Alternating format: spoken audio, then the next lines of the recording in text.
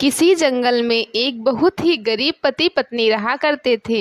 एक दिन टुनटुनी टुन्नू से कहती है, टुन्नू जी, लगता है इस बार अपने घोंसले की मरम्मत करवानी होगी। चारों तरफ से घोंसला टूट फूट गया है। क्या करूं? जब भी बारिश होती है मेरा मन डर से भर जाता है। टुनटुनी, मैं तो यही सोच रहा हूँ कि अपने घर की मरम्मत जल्दी से करवा लूँ, लेकिन क्या करूँ? मेरे पास अभी इतने पैसे नहीं हैं कि मैं घर ठीक करा सकूँ। चिंता मत करिए जी, ज्यादा चिंता करने से तबीयत खराब हो जाएगी। हम गरीबों का क्या है, 2 वक्त की रोटी भी अच्छे से मिल जाए वही बहुत है। घर ठीक करवाने के लिए तो पैसे चाहिए और वो हम लोगों के पास नहीं है। अच्छा, जो होगा देखा जाएगा। ईश्वर की कृपा होगी तो जल्द ही हम लोग भी अपने मकान की मरम्मत करा लेंगे। वो लोग रोज अपने टूटे फूटे घोंसले की मरम्मत करने की बातें करते थे, लेकिन इतने पैसे नहीं जुटा पा रही थी जिससे वह अपने घोंसले की मरम्मत करा सके। अचानक एक दिन जोरों की बारिश होने लगती है। टुन्नू, अब हम लोग क्या करेंगे? देखो ना कितनी तेज बारिश है। मुझे तो बहुत डर लग रहा है इस घोंसले में, कहीं कोई अनहोनी ना हो जाए। हमारी बेटी भी डर से बार बार रोए जा रही है। देखो जोरों से बिजली चमक रही है और बादल भी गरज रहे हैं। मुझे तो बड़ा डर लग रहा है।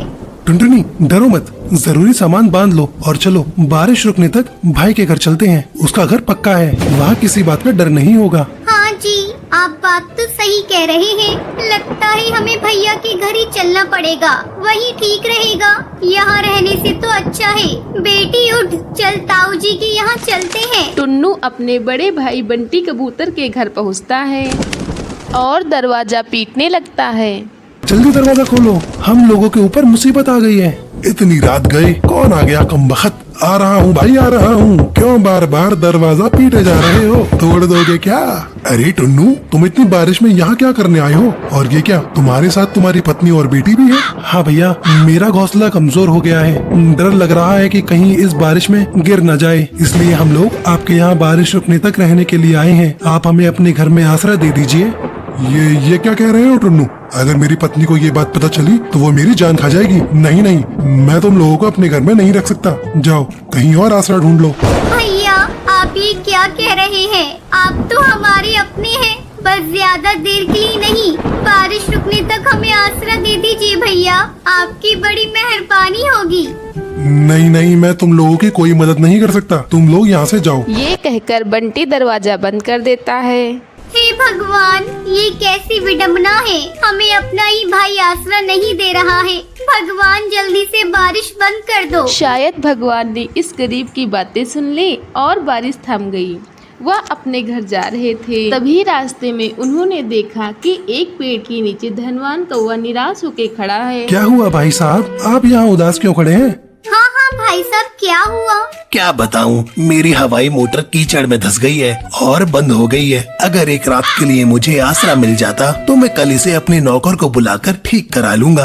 अगर ऐसी बात है साहब तो मेरे घर चलिए, लेकिन मेरा घर टूटा फूटा है। अगर आपको ठीक लगे तो आप एक रात गुजार लीजिएगा। अरे बहन, आप कैसी बातें करती हैं? घर टूटा फूटा हो या पक्का हो, आप मुझे अपने घर में आसरा दे रही हैं, यही बहुत बड़ी बात है। और आपसे तो मेरी जान पहचान भी नहीं है। यह कहकर फिर वह सभी टुनटुनी के घर की तरफ उड़ जाते हैं और तड़कनाथ सेठ एक रात टुनटुनी के घर रहकर गुजारता है। और अगले दिन जाते समय वह कौवा टुन्नू को अपना कार्ड देकर जाता है। ये लो मेरा कार्ड, मेरी बहुत बड़ी फैक्ट्री है। मैं आपको वहाँ पर मैनेजर की नौकरी देता हूँ। आप जैसे नेक और ईमानदार पक्षी कम ही देखने को मिलते हैं। जितनी जल्दी हो सके आप आकर वहाँ पर काम संभाल लीजिए, मैं आपका इंतजार करूँगा। टुन्नू यह बात सुनकर खुश हो जाता है और 1-2 दिन के अंदर ही टुन्नू शहर जाकर सेठ की फैक्ट्री जाता है। टुन्नू, ये लो तुम्हारे नए घर की चाबी। फैक्ट्री के पास के पेड़ पर मैंने तुम्हारा नया घोंसला बनवा दिया है, तुम आज से वहीं रहोगे। और हाँ, अपनी पत्नी को भी यहीं बुला लो। यह खबर जब टुनटुनी को पता चलती है तो वह अपनी बेटी को लेकर शहर आ जाती है और वह सभी खुशी खुशी रहने लगते हैं। सुंदर वन जंगल में टोनी चिड़िया अपने 2 बेटों के साथ रहा करती थी। उसकी दोनों बेटों की शादी हो जा चुकी थी, लेकिन दोनों बहुएं बहुत ही घमंडी थी। एक दिन टोनी चिड़िया सुबह सुबह अपनी बड़ी बहू लूसी कबूतरी को बुलाती है। बड़ी बहू, अरे ओ बड़ी बहू, जरा 1 कप कड़क चाय तो बना दे, कल रात से सिर बहुत भारी हो रहा है। लूसी कबूतरी अपने कमरे से अपनी सास को जवाब देती है।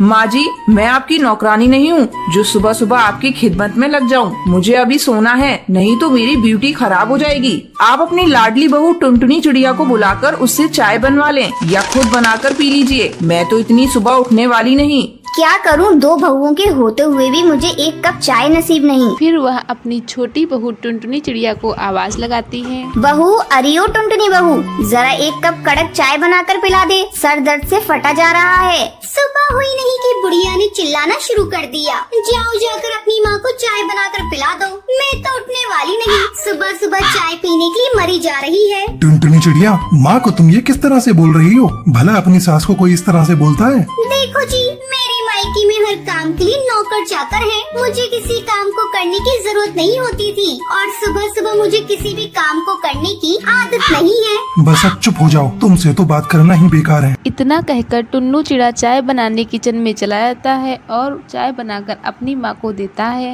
ये लो माँ, तुम्हारी कड़क चाय। अरे बेटा, तूने तकलीफ क्यों की, मैं खुद ही बना लेती। इतना कहकर टोनी चिड़िया चाय पीने लगती है। इस तरह कई दिन गुजर जाते हैं। जंगल में साड़ियों की सेल लगी हुई थी। एक शाम टुनटुनी चिड़िया की सहेली हरी तोती का फोन आता है। अरे डार्लिंग, तुम्हें पता है जंगल में साड़ियों की सेल लगी है। महंगी महंगी साड़ियाँ बहुत सस्ते में मिल रही है। चल चल कर दोनों शॉपिंग करते हैं। ठीक है, तू मेरे घर आ जा, दोनों साथ चलते हैं। टुनटुनी चिड़िया फोन रखकर अपनी सास के पास जाती है। माँ जी, मुझे 10,000 रुपए चाहिए। इतने रुपए का तू क्या करेगी बहू? आपको इससे क्या मतलब कि मैं इन रुपयों का क्या करूँगी? मुझे तो बस 10,000 रुपए चाहिए। लेकिन बहू, अभी तो मेरे पास इतने रुपए नहीं है। ये ले, मेरे पास 2,000 रुपए हैं, तू इसे ही ले ले। रखिए अपने पास ही रुपये, मुझे आपसे नहीं चाहिए। मेरे मम्मी पापा ने कभी मुझे रुपए पैसों की कमी नहीं होने दी। और एक आप है, हर समय कंजूसी करती रहती है। आपको पता है मेरे पापा 3 मिलों के मालिक हैं। 10,000 रुपए तो मैं चुटकियों में उड़ा देती थी। मुझे यहाँ नहीं रहना, मैं कल ही अपने मायके चली जाऊंगी। अरे बहू, ऐसा क्या हो गया कि तू मायके जाने की बात कर रही है? शादी के बाद ससुराल ही अपना घर होता है। माँ जी, ज्यादा ज्ञान मत दीजिए मुझे। पता नहीं मेरे माँ बाप ने इस घर में क्या देखा था जो मेरी शादी ऐसे कंगाल घर में कर दी। फिर टुनटुनी चिड़िया गुस्से से यहाँ से चली आती है। हे भगवान, पता नहीं मेरी बहुओं का घमंड कब टूटेगा। इन्हें सद्बुद्धि दे भगवान। एक दिन की बात है, टोनी चिड़िया बर्तन धो रही थी। तभी उसकी नज़र दोनों बहुओं पर जाती है। वो दोनों बैठकर गप्पे लड़ा रही थी। टोनी चिड़िया अपनी बहुओं से तंग आ चुकी थी। एक दिन टोनी चिड़िया अपनी दोनों बहुओं को बुलाती है और उनसे कहती है, बहू, ये लो घर की चाबी। आज से इस घर की जिम्मेदारी तुम दोनों के ऊपर है। मैं वृद्ध आश्रम जा रही हूँ। टोनी चिड़िया की बातें सुनकर दोनों बहुएं हैरान हो जाती हैं। माँ जी, आप ये क्या कह रही हैं? आप क्यों वृद्ध आश्रम पर जा रही हैं? बहू, अब इस घर में मेरा क्या काम? मैं बूढ़ी हो चुकी हूँ। तुम लोग नए जमाने की हो, अपने हिसाब से घर चलाना। टोनी चिड़िया की बात सुनकर दोनों बहुएं दुखी हो जाती हैं। तभी टुनटुनी चिड़िया कहती है, नहीं माँ जी, हम दोनों आपको जाने नहीं देंगे। हमें अपनी गलती का एहसास हो गया है। अब हम कभी घमंड नहीं करेंगे। आप इस घर की बड़ी है माँ जी, आप ही अच्छे से घर चला सकती हैं। हमें माफ कर दीजिए। अपनी बहू को इस तरह रोते देखकर टोनी चिड़िया के आंखों में भी आंसू बहने लगते हैं। वो वृद्धा आश्रम जाने का ख्याल छोड़ देती है। फिर पूरा परिवार मिलजुल कर खुशी खुशी रहने लगता है। हिमालय के जंगल में टुनटुनी चिड़िया अपने पति काली कौवे के साथ रहती थी। वे दोनों पति पत्नी बहुत गरीब थे। बड़ी मुश्किल से अपने दिन काट रही थी। एक दिन की बात है। इस बार क्या सोचा है जी? क्या लगाओगे? सोच रहा हूँ इस बार मटर लगाऊं। पर 2 साल पहले जब तुमने मटर लगाई थी तब पता है ना क्या हुआ था? हाँ, याद है। आधी मटर खराब हो गई थी, लेकिन तब तो उसमें कीड़ा लग गया था ना। इस बार मैं ध्यान रखूंगा। ठीक है, और फिर क्या करोगे इतनी सारी मटर का? मटर पुलाव बनवाएंगे और भरपेट जी भर के खाएंगे। और क्या? कालू कौवे की बात सुनकर उसकी पत्नी टुनटुनी चिड़िया भी हंस पड़ी। बारिश का मौसम आने वाला था तो इस बार कालू ने तय किया कि वह अपने खेतों में मटर लगाएगा। उसने बड़ी मेहनत से खेत तैयार किया और मटर के बीज भी बो दिए। कुछ दिनों बाद पहले पौधे आए और फिर उन पर हरी हरी मटर लगनी भी शुरू हो गई। टुनटुनी, ओ टुनटुनी, चलो जरा तुम्हें कुछ दिखाना है। कालू कौवा टुनटुनी चिड़िया को खेत के मटर में ले जाता है। खेत देखकर टुनटुनी चिड़िया के चेहरे पे मुस्कान आ गई। पूरा खेत हरी भरी मटर से भरा हुआ था। ऊपर वाले की कृपा से बहुत बढ़िया फसल हुई है इस बार। तुम देखना टुनटुनी, इस बार खूब अच्छे पैसे मिलेंगे इन मटरों के। मैंने सोच लिया है, पैसे आते ही सबसे पहले घोंसले की छत ठीक करवाऊंगा। और कोई खर्चा है क्या, वो भी बता देना। हाँ है ना, एक बढ़िया सा हार भी दिला देना मुझे। हाँ हाँ ले लेना, एक नहीं तुम 2 हार ले लेना इस बार। मटर की बढ़िया फसल देखकर दोनों पति पत्नी सपने देखने लगे। दूसरी तरफ पूरे जंगल में ये खबर फैल चुकी थी कि इस बार कालू और टुनटुनी चिड़िया की फसल बहुत बढ़िया हुई है। फिर एक दिन कालू के घोंसले के बाहर मुखिया हरिया तोता आता है। अरे मुखिया जी आप। हाँ टुनटुनी, कैसी हो? ऊपर वाले की कृपा है मुखिया जी। कृपा तो वाकई बहुत हुई है तुम पर। मैंने सुना है इस बार तुम्हारी मटर की फसल बहुत अच्छी हुई है। हाँ मुखिया जी, सब भगवान की दया है। तो क्या सोचा है, किसे बेचोगे अपनी मटर? अभी तो कुछ ऐसा सोचा नहीं है मुखिया जी, जहाँ सही दाम मिल जाएगा वही दे दूंगी। अरे तो हम काहे के लिए हैं? हमें दे दो अपनी सारी मटर, हम पूरे 15 रुपए देंगे तुम्हें 1 किलो के। पर शहर के जंगल में इस बार 25 से 30 रुपए किलो बिक रहे हैं मटर। देखो टुनटुनी, मटर है गेहूं नहीं, जो कई महीने संभाल लोगी। 2 दिन बाद सूखने लगेगी सारी की सारी। मेरे पास स्टोरेज की सुविधा है, मैं तुम्हारी सारी मटर खरीद लूंगा हाथों हाथ। अब ठीक है? मुखिया जी, मैं आपको शाम तक बताती हूँ। मुखिया वहाँ से चला गया और फिर उसके जाने के बाद टुनटुनी चिड़िया कालू को सारी बात बताती है। क्या करूं टुनटुनी, कुछ समझ में नहीं आ रहा है। ये मुखिया हम गरीब किसानों का हमेशा फायदा उठाता है। हमसे कम दामों में फसल खरीदकर शहर के जंगल में ऊंचे दामों पर बेचता है। मेरी मानो तो आपको कुछ और पक्षियों से भी बात करनी चाहिए। इतना आसान नहीं है टुनटुनी। मुखिया हरी तोते की मर्जी के बगैर कोई पक्षी मेरी मटर नहीं लेगा। मुझे डर इस बात का है कि अगर सारी मटर यहीं सड़ गई तो 1 पैसा नहीं मिलेगा। हाँ अच्छा, तो फिर क्या कर सकते हैं? मुखिया जी की नजर हमारी फसल पर है तो बेचनी तो उसे ही पड़ेगी। दोनों ऐसे बातें कर ही रहे थे कि तभी उन्हें बाहर से शोर सुनाई दिया। पक्षियों के चीखने चिल्लाने की आवाजें आ रही थी। दोनों ने फौरन जाकर देखा तो पूरे जंगल के घोंसले जल रहे थे। आग बहुत बढ़ चुकी थी। बस एक टुनटुनी चिड़िया का घोंसला सुरक्षित था क्योंकि वे उसके खेत के किनारे था और बाकी के घोंसलों से दूर था। कालू और टुनटुनी चिड़िया फौरन पक्षियों के मदद के लिए चले गए। काफी देर बाद आग तो बुझ गई, लेकिन जंगल के सारे घोंसले जलकर राख हो चुके थे। सारा सामान, सारा राशन, सब कुछ राख हो चुका था। हिम्मत रखिए आप सब, हम सब मिलकर कुछ न कुछ जरूर कर लेंगे। एक काम करते हैं, मुखिया जी के पास चलते हैं, उनसे मदद मांगते हैं। हाँ ठीक कह रहे हो, चलो चलते हैं। पूरे जंगल के पक्षी मुखिया के पास जाते हैं। जंगल के पक्षियों ने मुखिया को अपनी परेशानी बताई तो मुखिया ने उन सबको धुतकार दिया। चले जाओ यहाँ से, अब बस यही काम रह गया है। लापरवाही करो तुम, आग लगाओ तुम और भरपाई करूँ मैं। मुखिया की बात सुनकर जंगल के पक्षियों को गुस्सा आ गया, पर वह मजबूर थे और मुंह लटकाकर वहां से जाने लगे। फिर घर लौटे। कालू कौवे ने कई पक्षियों के बच्चों को भूखा रोते हुए बिलखते हुए देखा तो वह टुनटुनी चिड़िया से कहा, टुनटुनी, घर में कितना चावल है? बहुत सारे हैं अभी तो। वैसे आप क्यों पूछ रहे हो? तुम्हारे पास मटर की कोई कमी नहीं है। तुम एक काम करो, मैं कुछ पक्षियों के साथ मिलकर एक बड़ा चूल्हा बनाता हूँ और तुम पक्षियों के साथ मिलकर मटर पुलाव बनाने की तैयारी करो सबके लिए। जब तक मेरे घर में मटर और चावल का एक भी दाना है, मेरे जंगल का कोई बच्चा भूख से नहीं रोएगा। लेकिन फिर हम लोग बाद में क्या करेंगे? अपने बारे में बाद में सोचेंगे टुनटुनी, फिलहाल जंगल के बारे में सोचते हैं। टुनटुनी चिड़िया ने इसके बाद कुछ नहीं कहा और खाना बनाने की तैयारी शुरू कर दी। अगले कुछ दिनों तक टुनटुनी चिड़िया की रसोई में ढेर सारा मटर पुलाव पकता रहा और जंगल के पक्षियों की भूख मिटती रही। सारे पक्षी कालू टुनटुनी चिड़िया को दुआएं दे रहे थे, लेकिन फिर धीरे धीरे कालू के घर चावल और बटर खत्म होने लगी और कालू और टुनटुनी चिड़िया सोच में पड़ने लगी। तभी एक दोपहर कुछ ऐसा हुआ जिसकी उम्मीद किसी को नहीं थी। अरे सेठ जी, आप मुझ गरीब के घर, आप अंदर आइए, यहाँ बैठिए। अरे बस करो भाई, तुम पहले ही बहुत कुछ कर चुके हो। यहाँ जो कुछ हुआ उसके बारे में मुझे सब पता चल चुका है, लेकिन अब किसी को परेशान होने की जरूरत नहीं है। मैंने आदेश दे दिए हैं, अब सब कुछ ठीक हो जाएगा। और हाँ, तुम्हें अब जंगल के मुखिया के लिए चुना जाएगा। आपका बहुत बहुत शुक्रिया सेठ जी, अब तो कुछ नहीं चाहिए। तुम्हारे जैसे उम्मीदवार जो सच्चे दिल से गरीब पक्षियों की सेवा करते हैं, वही सही मायने में मुखिया होते हैं। अब कालू कौवे को मुखिया बनने से कोई नहीं रोक सकता था, क्योंकि सारे जंगल के पक्षी कालू और टुनटुनी चिड़िया के साथ होते हैं।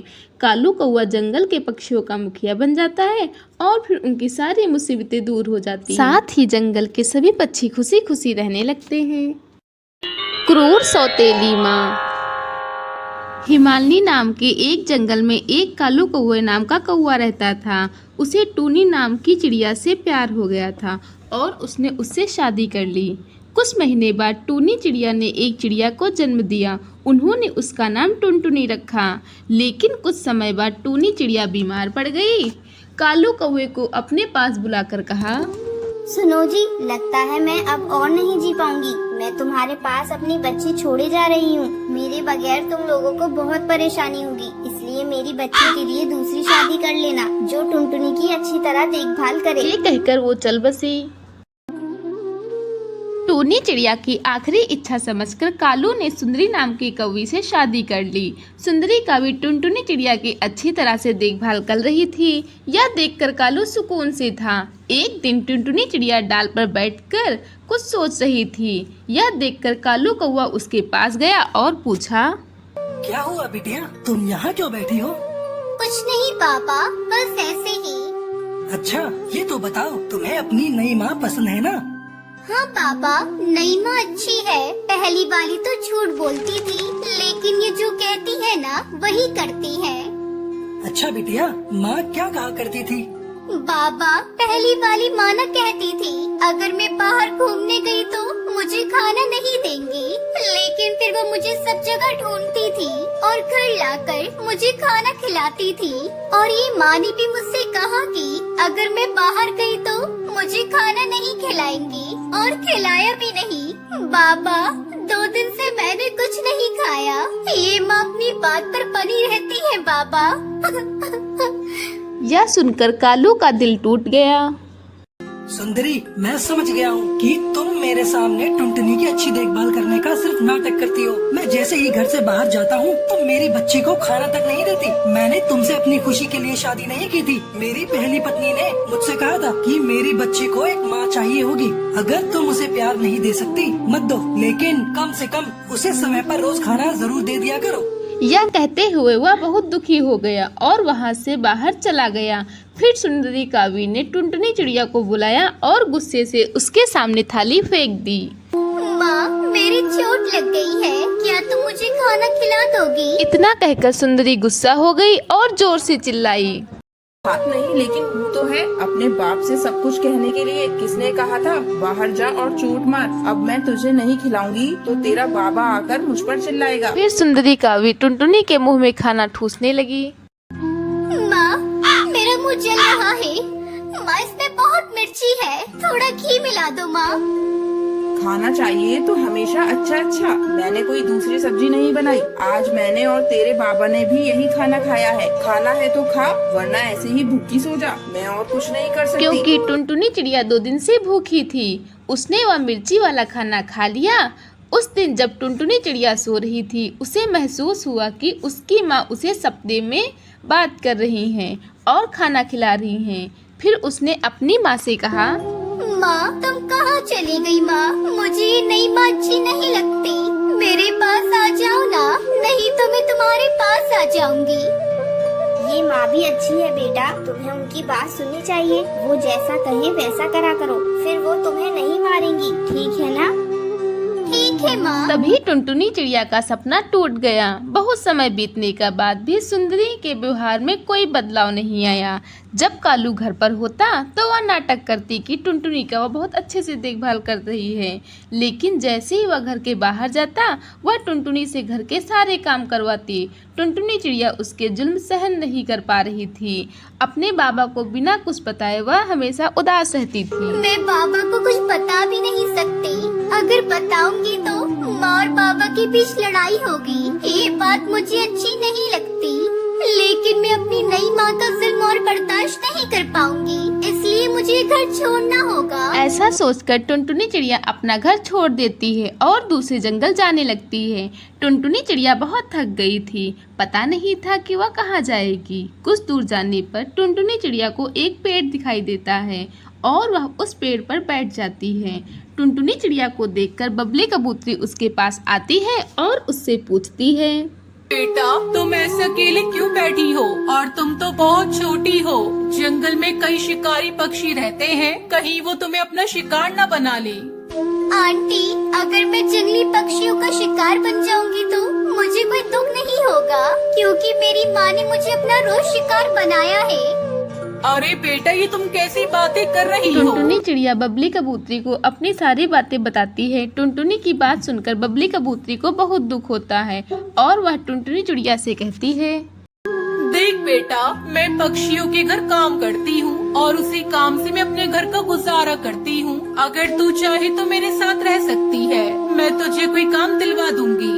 ठीक है आंटी, मैं कोई काम करके अपना गुजारा कर लूंगी। कम से कम मुझे अपनी सौतेली माँ का जुल्म तो नहीं सहना पड़ेगा। इस तरह टुनटुनी चिड़िया बबलू कबूतरी के साथ काम करके खुशी खुशी अपना जीवन बिताने लगती है।